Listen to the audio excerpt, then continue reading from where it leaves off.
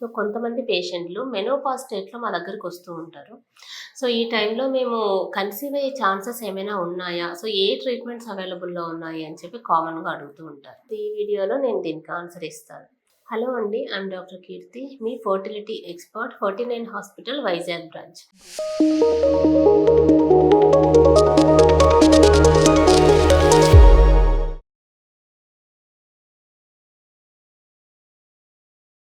So first ఏంటంటే ఆడవాళ్ళకి 35 years తర్వాత ఎగ్స్ కౌంట్ అనేది తగ్గుతూ ఉంటుంది. కౌంట్‌తో పాటు క్వాలిటీ కూడా తగ్గుతూ ఉంటుంది.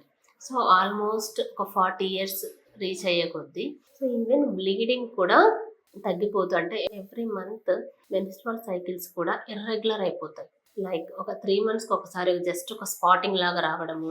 సో అటువంటి ఫేజ్‌లో చాలామంది పేషెంట్స్ వస్తూ ఉంటారు. సో అటువంటి పేషెంట్స్‌లో మనం మెయిన్‌గా గుర్తుపెట్టుకోవాల్సింది ఏంటంటే, సపోజ్ ఎగ్ కౌంట్ ఇంకేమీ లేదు. హార్డ్‌లీ ఒక 1 ఆర్ 2 ఎగ్స్ ఉన్నాయి అంటే ఈవెన్ ఐవీఎఫ్ మనం వాళ్ళ ఎగ్స్‌తో ట్రై చేస్తే సక్సెస్ రేట్ ఒక 20-30% వరకు ఎక్స్‌పెక్ట్ చేయొచ్చు. సో కొంతమందికి అలా సెల్ఫ్ సైకిల్‌తో చేసి కన్సీవ్ అయ్యే పేషెంట్స్ కూడా ఉన్నారు. ఇంకొంతమంది పేషెంట్స్‌కి ఏంటంటే సో అంత తక్కువ ఎగ్స్‌తో క్వాలిటీ కూడా సరిగా లేనప్పుడు డోనార్ ఎగ్ ట్రీట్మెంట్స్ అనేవి అవైలబుల్‌లో ఉన్నాయి. అంటే మీకు ఇవ్వాల్సిన ఇంజెక్షన్ ఇంకొక డోనార్‌కి ఇవ్వాల్సి ఉంటుందన్నమాట.